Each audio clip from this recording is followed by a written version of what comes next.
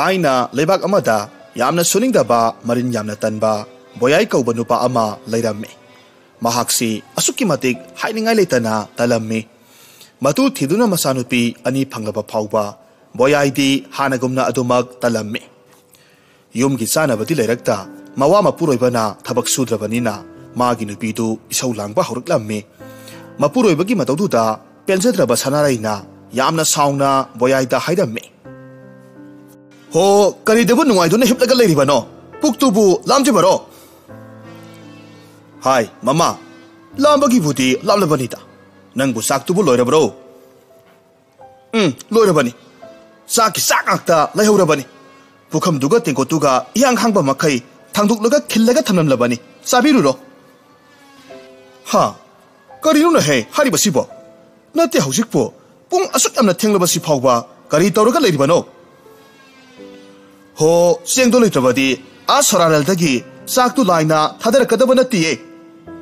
सेंगदो लैतदना थोंद्रिबा सेंग लैनना बसेल तासिलकदबा नुपा ओइबा नंगना तुमदना हिप्तना लैरे अदुगा कनाना सेल तालकनी हाइदना तौजा सारिबनो इहे ममानोसी ओंथोकना सुंगांगना खरेदको ऐसे हक्सांग नुंगाइतदना तौबनिने है नुंगाइरबदी थबक्तो सुरुबसु याय अदुदा नुंगाइमंदबदुदा थबक सुबा ngamdabadagi तौरिबनिने हो मोय पाबुंगसे थबक सु हाइनबो हेक्ता हाइरुरबदी हक्सांग हेक्ता ngamlaktabaro सारमदाइददी नोंमता हक्सांग दु नुंगाइत्रे हाइदना चरा हेनबा नुमित्ति यौरम लोये ओंथोकना नुंगाइखिद्रेदको ममा नंगसे चलो कदाई कदाइदगिनो नंगना थोकपो थिरगा चाकतो खरा थुना लोसिलओ ऐ हक्सांगनगा नुंगाइतबने इसासे यामना सोक्थरबा जाने ngayhaktang uithaba yabra yengke asi haiduna boyai adumak tumkhre upai letraba sanaraidu yumthangnabadagi seng khara puraga numit adumadi thonglamme sak thongna mahakna wakhal kayamasu khalamme mapuroibagi mataw asina masa anisibusu saunanaba yokpa haibasi oithoklaroi haiduna mahakna khalamme maramasina mahakna khonaduna masa anidubu saunanaba yoktrabadi yararoi haibasi mahakna khalle अदुना मथंगी नुमितगीदी महाकना मिंगोंदगी सेल खरा पुरगा कैथेलदा हाउरबा एंसांग मथेलुकोय कयामरुम थोंगलगा योनबा हौरक्लम्मे थाइनेदगिसु सनाराइदी चाक एंसांग यामना थोंगबा हाइबा नुपी ओइरकपना महाकना पोटफमदुमा हेक फमलकपदगीदी मखोयगी इमुंगदु चाबा थकपदी वालमदे अदुगा सनाराइगी पोटफम अदुसु पोसिट यामना फरम्मे हेक नोंगानबदगिना नुमित ताबा फावबा सनाराइगी हाउरबा मथेलुकोय अदुताबो सागदबगी मियामना परेंग लेंगदुना लेनरामे मतौ असुमना महाकी पोटफम अदुना मी संगबा assume हेनगलकपदगी सनाराई मतोमतना पोटफम दुबु सेनबसु ngamlaktre मरमसिना मागी मसानुपी साउबी अमदी साउबी तोन मखोय अनिसु मागी मतेंग पांगहलम्मे मतम अदुमक्ति साउबी अमदी साउबी तोनसु लैसा पुंकक फारकलबनी अदुगा ममा सनाराइनसु मसानुपी अनिबु महाकुमना चाक एंसांग थोंगबा हाइनेनाबा निंगथिजना ताकपी तंबिरम्मे मतमदि असुम होकिबना बोयाई अमदी सनाराई मखोय अनिसु अहल ओइसिलकपदगी अदुमक लैखिद्रे अदुगा साउबितोंदी यामना इना खुनबा नुपा अमदा लुहोंगदुना नुंगाइना हिंख्रे नाकल अमरोमदा साउबीदी हौजिक फावबा मयुम पांदना लैरी महाक्सु सही मियाई हंजिलकलबनी अदुबो थाइना मपाबुंगना थबक सुनिंखिदबदगी ममाना यामना वाना होनजखिबदु निक्सिंगदुना महाक कीदुना ngasi फावबा अदुमक लैबने अदुगा महाक्सी थाइना ममाना कैथेलदा फमलंबा पोटफमदु हौजिकती महाकना अमोक महुत सिलम्मे हौजिक साउबीना अमोक महुत सिलकपा सिदादी मखोयगी पोटफमदु अमुका हेना मी संगनाबा हेलम्मे कैथेलदुदा चाक एंसांग मथेलुकोय थोंग थाक्तुना योलिबा नुपीसी साउबी खक्ता नत्ते मखोय नुपी कयामसु मसा मसागी ओइबा पोटफम अमममदा फमनरगा योलिबने अदुबु अतोपा मियोयसिंग अदुगी पोटफम सिंगदुदादी मी अमनीदगी हेना इसंग संगनादे अदुगा साउबीगी पोटफम दुदादी मीना क्रिक क्रिक हेक सिनबा मखै संगनराम्मे अदुना लागिबा मयामदुगी सेवा तौबदु महाक मथंता ngamdabadagi मागी मतेंग पांगबिनाबा हाइदुना नुपी खरसु सेल पीदुना थबक तौबा याहोलम्मे नुंगती नुमित खुदिंगी साउबी अयुक अंगनबा मतमदा मी कनामतना कैथेलदा लाकनद्रिङै महाकना कैथेलदा लाकलम्मे अदुगा मागी साक एंसांग थोंगदबा चफू मयामदु लोइनमक सिट नाना फेंगदोकलम्मे अदुगा चफू मयामदुबु फेंगदोकपगी मसुमदु मंगनबा तौदना यामना चावरबा खरुंग अमदा तुंगसिल्लगा हापसिल्ली अदुगा महाकी पोचै थमलिबा कादुदा थमलम्मे हारिबा कासी साउबीना कानामता संगहलमदे महाकी पोटफमदुदा थबक सुबा यावरिबी नुपिसिंग अदु फाउबा संगहलमदे अदुगा का असिदा करीबु लैदना साउबीना मियोय अमता संगहंद्रिबनो हाइबदुसु कना अमतना खंगबा ngamlamde नोंगमगी नुमितनी साउबी अयुक ngana हानगी मतौगुम कैथेलदा कना अमता लाकनद्रिङै महाक हाना मागी पोटफमदा थुंगलम्मे अदुबु हानगी मतौगुम मागी मथेल लोकोय मयामदु थोंगबदा संगदबा चफू उयान मयामदु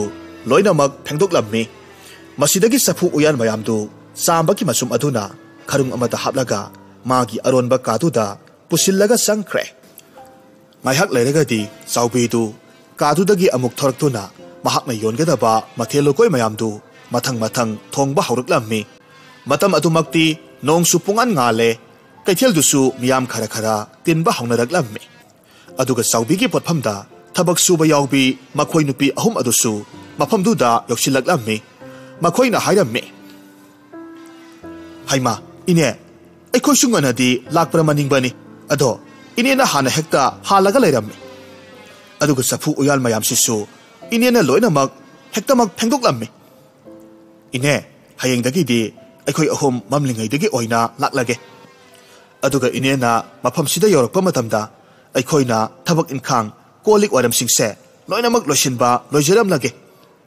अदुमना तौरबदी इनेसु हेक लाक्पगा मथेलुकोय मयामसे अदुम थोंगबा हौबा यारगनिदो इबेमा यानी यानी ngane lakanuda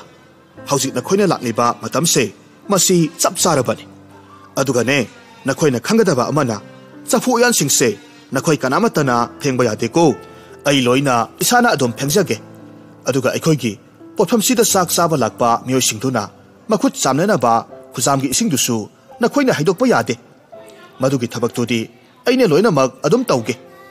noi gi haibabu miyam laklibadugi sana thaknana ba yengba अदुगा मखोइना सारंबा कोलिक वारम सिंगदो लौसिनबगी थबकतु नखोइ तौ आइना हारिबा थबकसे नखोइ खक कावबा यादेको इने मदुबु करिगिनो इनेसु फना अहल ओइरे इनेना साक अदुगा मथेलकोइ मयामसी थोंगलबसु अतै अतोपा थबक सिंगसिदि नसा आइखोइना अदुम तौजगेदना आइखोइसु इनेना सेल पिरगा थंबिरिबनी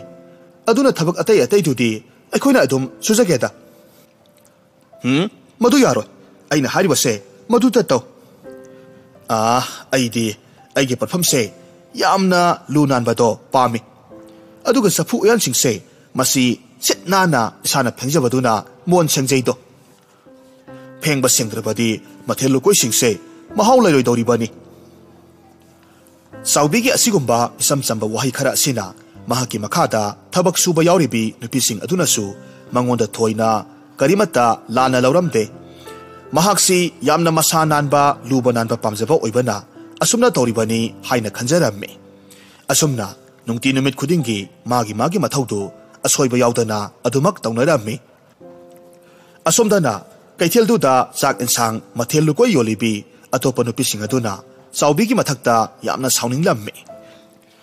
अदुना मागी मरमदा अरानबा फत्तबा वारी कयामसु वाखलना साजिन साजिनदुना मखोइ मसेलगी मरक्ता चाउबीबु हुन हुंदुना ngangnaribani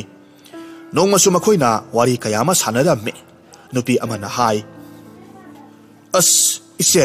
अइदी कैथेलदा मथेलुको योनबसे तोकपो तोकलासिरा खंग्रेदा नोंगमदा मी अमनिदगी हेनसु संगदे अदुना इमुंग पुबसे वासिलकले अदुबु मसी तोकलुरगा करीबु अमुक सुरुगदौरिबनो मसी खनबदानी ऐसे तोक्सी कदाय तोकलुसी कदाय हाइफम खंगदना लेरिबनी नुपानी हाइदना अफंग अफंग थबक सुगनी हाइबसु लेतेदो अस हिंगबसे यामना वासिलकलेदा इसे होइने हे इबेमा नंगदना तेने हे एखोइ सुनीने तौरिबसे खुलांग खा फावबा कौदना तोकपसु यावरिबनी हा मसी पुनमकसे मसीगी चाउबी हाइबी हुरानबी मनबिसिना थोगानबा गाक्तनी कैथेलसिदा चाक चाबा लाक्पा मियोइ खुदिंगमक मागी पोटफमदा लोइनमक चंगदुना लेरे अदुनादि कदाइदगी अखोइगी पोटी सिलदगे ꯑꯗꯣ ꯏꯕꯦꯝꯃ ꯃꯥꯒꯤ ꯆꯥꯛ ꯏꯟꯁꯥꯡꯁꯤꯕꯨ ꯀꯌꯥꯃꯨꯛ ꯍꯦꯛ ꯍꯥꯎꯔꯕ ꯖꯥꯠꯅꯣꯅꯦ ꯃꯤꯌꯥꯝꯁꯤꯅ ꯃꯥꯒꯤ ꯄꯣꯠꯐꯝꯁꯤꯗ ꯆꯪꯁꯤꯟꯅꯔꯤꯕꯁꯤꯕꯨ ꯑꯗꯨꯅꯤ ꯏꯆꯦ ꯑꯩꯅꯁꯨ ꯈꯪꯅꯤꯡꯂꯤꯕꯁꯦ ꯀꯌꯥꯃꯨꯛ ꯌꯥꯝꯅ ꯍꯦꯛ ꯍꯥꯎꯕ ꯖꯥꯠꯅꯣꯕ ꯑꯗꯣ ꯏꯆꯦ ꯑꯩꯈꯣꯏ ꯑꯅꯤꯁꯨ ꯅꯣꯡꯃꯇꯪꯗꯤ ꯃꯥꯒꯤ ꯄꯣꯠꯐꯝꯗꯨꯗ ꯆꯪꯁꯤꯜꯂꯒ ꯃꯍꯥꯛꯀꯤ ꯃꯊꯦꯜ ꯂꯨꯀꯣꯏꯗꯣ ꯀꯌꯥꯝ ꯍꯥꯎꯕꯅꯣ ꯍꯥꯏꯕꯗꯨ ꯌꯦꯡꯂꯨꯕꯗꯤ ꯐꯕꯅꯤ ꯑꯗꯨ ꯑꯣꯏꯔꯕꯗꯤ ꯃꯍꯥꯛꯅ ꯊꯥꯛꯂꯤꯕ ꯄꯣꯠꯆꯩꯁꯤꯡ ꯊꯣꯡ ꯊꯥꯛꯄꯒꯤ ꯃꯑꯣꯡꯁꯤꯡꯗꯨꯁꯨ ꯈꯪꯗꯣꯔꯛꯄ ꯌꯥꯔꯅꯤ ꯍꯣꯏꯅꯦꯍꯦ ꯅꯪꯅ ꯍꯥꯏꯔꯤꯕꯗꯨꯁꯨ ꯌꯥꯏꯅꯦꯍꯦ ꯑꯗꯨꯗꯤ ꯁꯨꯝꯗꯧꯔꯁꯤ ꯍꯣꯔꯦꯟꯁꯦ ꯍꯦꯛꯇꯃꯛ ꯆꯠꯂꯨꯔꯁꯤ ꯑꯁꯨꯝꯅ ꯍꯥꯏꯅꯗꯨꯅ ꯃꯈꯣꯏꯅꯤꯗꯨ ꯆꯥꯎꯕꯤꯒꯤ ꯄꯣꯠꯐꯝꯗ ꯂꯥꯛꯂꯝꯃꯤ ꯃꯈꯣꯏꯅ ꯂꯥꯛꯄꯗꯨ ꯎꯕꯗ ꯆꯥꯎꯕꯤꯅ ꯍꯥꯏꯔꯝꯃꯤ ꯍꯩꯃꯥ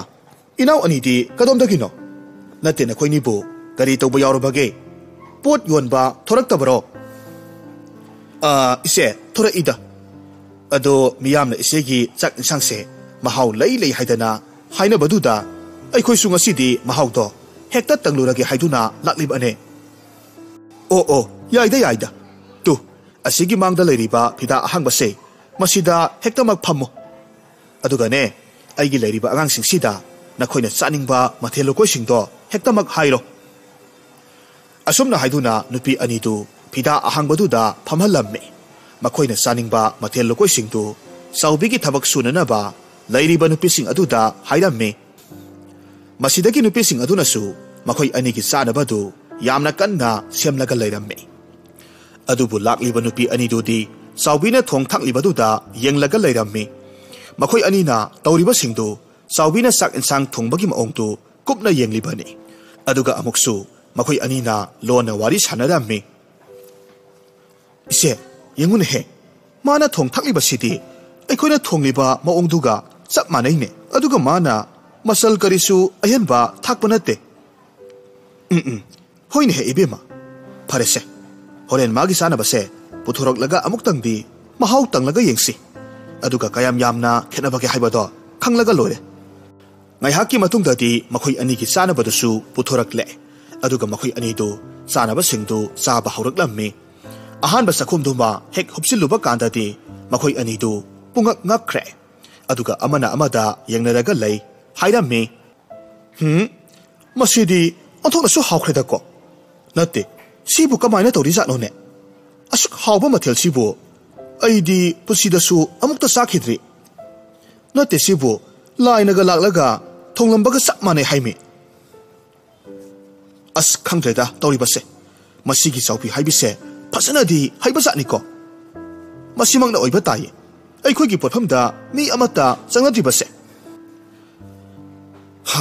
ꯏꯆꯦ ꯑꯩꯗꯤꯅꯦ ꯃꯊꯥꯕꯨ ꯁꯨꯝ ꯁꯥꯒꯠꯂꯛꯂꯦꯗ ꯇꯧꯔꯤꯕꯁꯦ ꯀꯩꯗꯧꯔꯒꯦꯅꯦ ꯍꯥꯏꯔꯤꯕꯁꯤꯕꯣ ꯅꯠꯇꯦ ꯆꯥꯎꯕꯤꯅ ꯁꯨꯃꯥꯏꯅ ꯑꯁꯨꯝ ꯃꯤꯌꯥꯝ ꯑꯃ ꯐꯥꯈ꯭ꯔꯕꯗꯤ ꯑꯩꯈꯣꯏꯗꯤ ꯆꯥꯛ ꯏꯟꯁꯥꯡ ꯃꯊꯦꯜ ꯂꯨꯀꯣꯏ ꯌꯣꯜꯂꯨꯕꯒꯤ ꯀꯔꯤ ꯀꯥꯟꯅꯔꯨꯅꯤ ꯋꯥꯔꯕꯁꯨ ꯋꯥꯅ ꯂꯧꯗ ꯊꯕꯛ ꯁꯨꯔꯨꯕꯅ ꯐꯔꯦꯗ ꯅꯠꯇꯕꯗꯤ ꯑꯩꯈꯣꯏꯗꯤ ꯆꯔꯥ ꯍꯦꯜꯂꯒ ꯁꯤꯕꯗꯤ ꯁꯣꯏꯔꯣꯏꯀꯣ ꯃꯗꯨꯁꯨ ꯆꯨꯝꯃꯤꯅꯦ ꯈꯪꯗ꯭ꯔꯦꯗ ꯏꯕꯦꯝꯃ ꯇꯧꯗꯧꯔꯤꯁꯦ ꯌꯥꯝꯅ ꯂꯨꯒꯗꯧꯔꯤ ꯃꯁꯤꯗꯒꯤ ꯃꯈꯣꯏ ꯑꯅꯤꯗꯨꯁꯨ ꯃꯕꯨꯛ ꯊꯟꯅ ꯆꯥꯔꯕ ꯃꯇꯨꯡꯗ ꯆꯥꯎꯕꯤꯒꯤ ꯃꯅꯥꯛꯇ ꯑꯃꯨꯛ ꯆꯪꯂꯛꯂꯝꯃꯤ ꯑꯗꯨꯒ ꯃꯈꯣꯏ ꯑꯅꯤꯒꯤ ꯑꯇꯥꯕ ꯁꯦꯜꯗꯨ ꯄꯤꯔꯒ ꯍꯥꯏꯔꯛꯏ ꯏꯆꯦ ꯍꯥꯏꯁꯨ ꯍꯥꯏꯕꯅꯤ ꯅꯪꯒꯤ ꯆꯥꯛ ꯏꯟꯁꯥꯡꯁꯤꯗꯤ ꯍꯥꯎꯕꯁꯨ ꯑꯣꯟꯊꯣꯛꯅ ꯍꯥꯎꯈ꯭ꯔꯦꯗꯀꯣ ꯀꯔꯤ ꯀꯔꯝ ꯍꯥꯏꯅꯕꯨ ꯊꯣꯡꯕꯅꯣ ꯈꯪꯗꯦ ꯍꯥꯎꯈ꯭ꯔꯦ ꯏꯅꯥꯎ ꯑꯅꯤꯅꯅꯦ ꯄꯪꯊꯥ ꯍꯦꯛ ꯊꯥꯒꯠꯂꯦ ꯇꯧꯔꯤꯕꯁꯦ ꯊꯥꯒꯠꯄꯒꯤ ꯋꯥ ꯅꯠꯇꯦꯅꯦ ꯏꯆꯦ ꯑꯋꯣꯏꯕꯒꯤꯅꯦ ꯇꯁꯦꯡꯅ ꯌꯥꯝꯅ ꯍꯥꯎꯏ ꯑꯗꯨꯒꯅꯦ ꯑꯩꯈꯣꯏꯁꯨ ꯏꯆꯦꯒꯤ ꯅꯥꯛꯇ ꯑꯁꯨꯃꯥꯏꯅ ꯍꯥꯎꯅ ꯊꯣꯡꯕꯁꯦ ꯇꯝꯕ ꯂꯥꯛꯂꯁꯤꯔꯥ ꯍꯥꯏꯅ ꯐꯥꯎꯕ ꯈꯜꯂꯝꯂꯤꯕꯅꯦ ꯍꯣꯏ ꯑꯗꯨꯅ ꯐꯔꯅꯤꯌꯦ ꯅꯈꯣꯏ ꯑꯅꯤꯃꯛ ꯍꯦꯛ ꯂꯥꯛꯑꯣ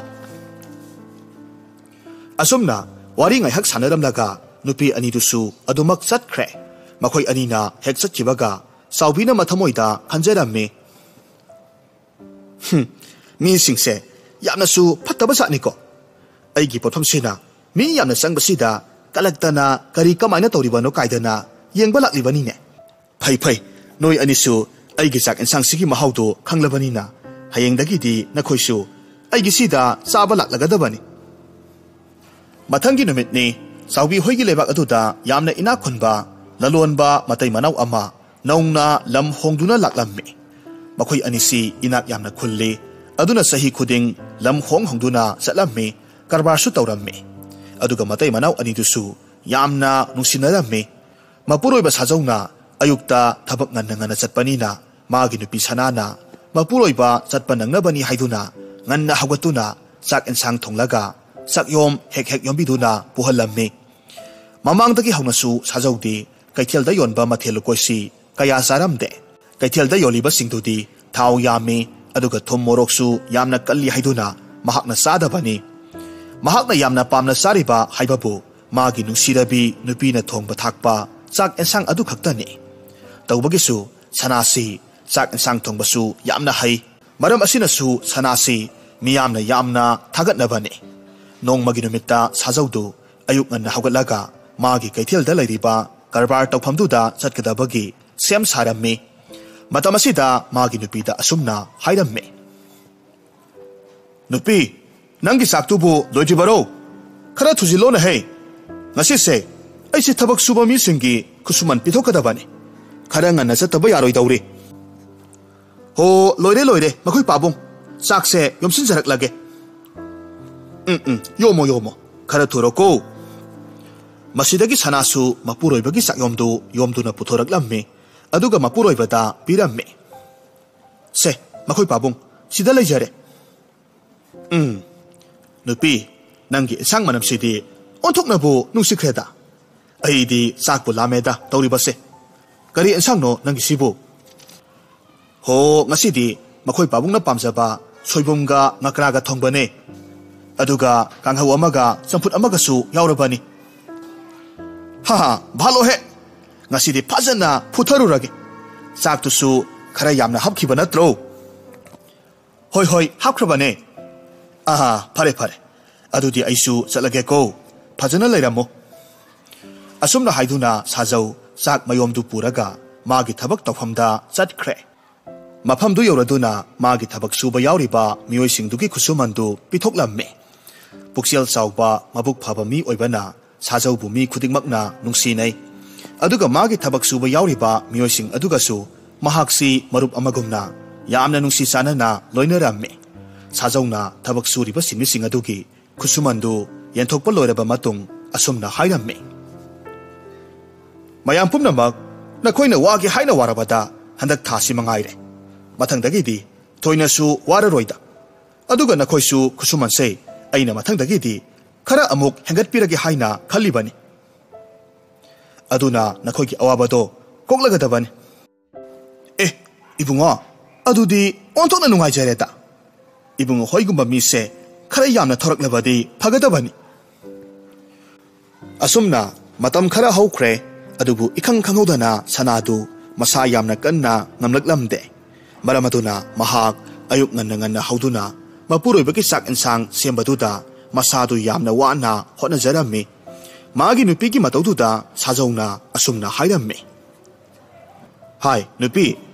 nangbuna sadu ngamdradi tumina potharaga adumak leiba yadro karigi amuk hawgalaga sak ensangdu thonglibano chalo chalo pothajaruro chalo makhoi pabung aina saksi thongdrabadi horen makhoi pabungdi kadaidagi sak sadoribano makhoi pabungdi potphamda yonba sak ensangdu saba hainadaba daine aduna aisu ngamdaba sungamdana hawgatuna honaribane ihe adugi oireko yengoi tangai mak phadrabadi kaithelgi sak ensangdo nongma phadok sabadasu akaiba leitena aduna ne chalo phamungda heblaga pothajaruro ai horen angang ama tharaga kaithel dagi sak ensang do laheluraga hektamak sarage aduga nangi nasa nungaitibado madugi hidak tusu mafam swaida leiba hidak semba miyoi amaga tanaraga adumak lerek lage ko adudi phare phare ai chalage ko ngasi dinga na lakani da nangsu nasangam da basida kuina lerek loida asumna harim laga sajau chatkhre mahaki karbar tawbagi mafam du yauraduna mahaksu magi tawgadaba mathaudu tawraga lei aduga miyamna pothanaba sak sanaba matamdu yauraba kanda sajauna mahaki thabak sunaba thamliba pakhang masa amada hairamme inau nang somda amukta lao he tamo kari haige nayambase ngasi natai mado masangam hodabadagi aigi sanaba sakto puraktrene hai aduna nangna kaithel dagi salaga aigi sanaba sak insang do khara amukta laibiru ado tamo karamba porfam dagi sak leira uge aigi ti amadagi hekta yaida thugadaba hausu haugadaba mafam amadagi yenglaga leira u sese seldo sida leire adugane horen aremba seldo nangi hek oiro masidagi naha pakhang dusu kaithel chatkhre sajaugi saktu leiraga purak lamme mahakna purak liba sak insang dudi chawbigi porfam dagi oiramde atopa amadagi oirammi thabak soidana mak thengkhragani khanbadagi atopa porfam amadagi leiduna purakpani aduga sak insang du sajauda piduna mahaksu sak saba thokre masidagi sajausu sak insang du hangdoktuna saba haurammi adubu mahak chakhom amani saraba matungda sak tu hautraba male saba tokre as masibu kaithel da yondana miyamna leinadana sanariba sak insang ni ne onthok na so hawkhidre haiwani kamdongna bu yolibano khangdene ha aigi nupi sanana langba mathelo koidudi onthok na su hawbani da ko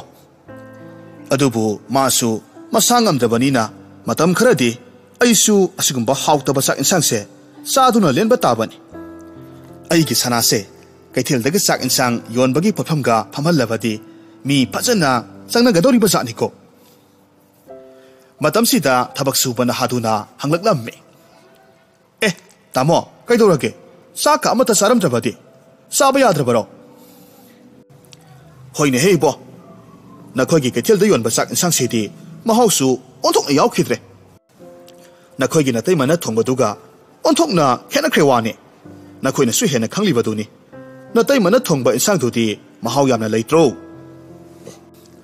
hoi tamo adubudi aikhoina su hanadagi hainari baduni itai mana thongba sak insang dudi yamna hawi haidana adu tamo ngasina ngasi oikhrasu hayengdagi di porfam amadagi amuk lereklage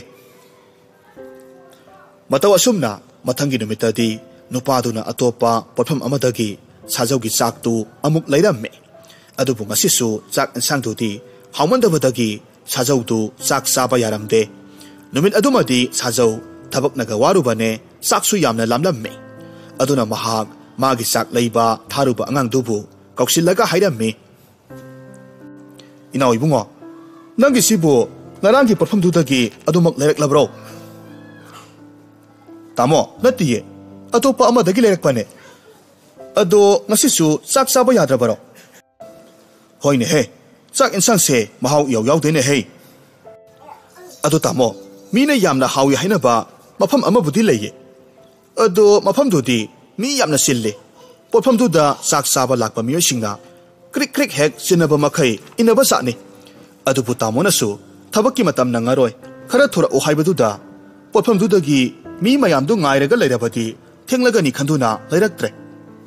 tamona saba yadrabadi ngaihakta ngaibiramo ai madugi porfam dudagi sakto lauruge ngaikho ina nangdi thabaktusu phana kana subanina wasu waram lagani aduna sakto nang sathoklammo ai hektamak kaithel da satlaga sarurage nangna hariba porfam dubo kaithel gi kadai waida leibage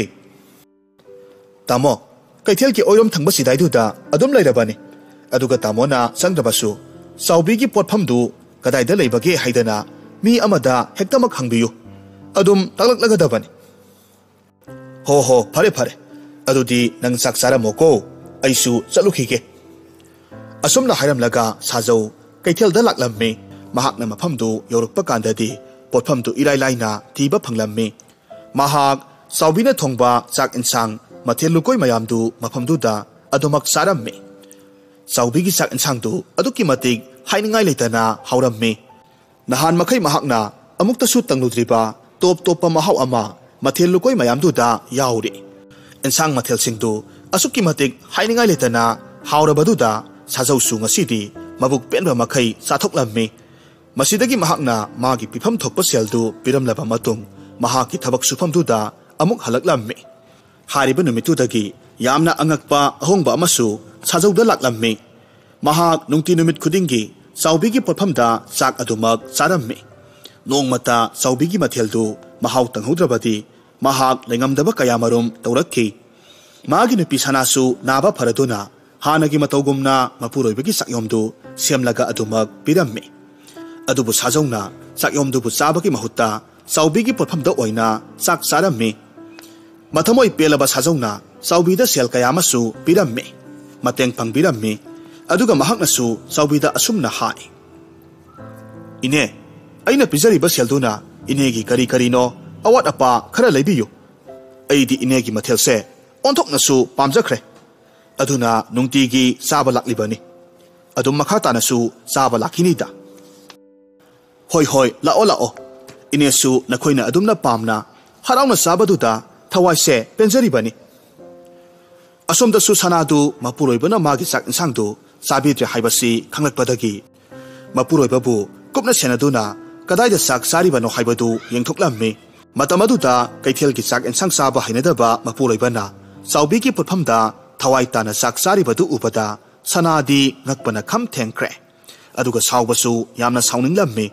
ꯃꯔꯝ ꯑꯁꯤꯗꯒꯤ ꯅꯨꯃꯤꯠ ꯑꯗꯨꯒꯤ ꯅꯨꯃꯤꯗꯥꯡꯗ ꯃꯄꯨꯔꯣꯏꯕꯅ ꯊꯕꯛ ꯍꯜꯂꯛꯂꯕ ꯃꯇꯝꯗ ꯁꯅꯥꯅ ꯇꯞꯅ ꯍꯪꯂꯝꯃꯤ ꯃꯈꯣꯏ ꯄꯥꯕꯨꯡ ꯀꯔꯤꯅꯣ ꯍꯟꯗꯛ ꯃꯈꯣꯏ ꯄꯥꯕꯨꯡꯅ ꯇꯧꯕꯤꯔꯤꯕꯁꯤꯕꯣ ꯍꯥꯏ ꯑꯩꯕꯨ ꯀꯩꯗꯧꯔꯒꯦꯅꯦ ꯅꯨꯄꯤ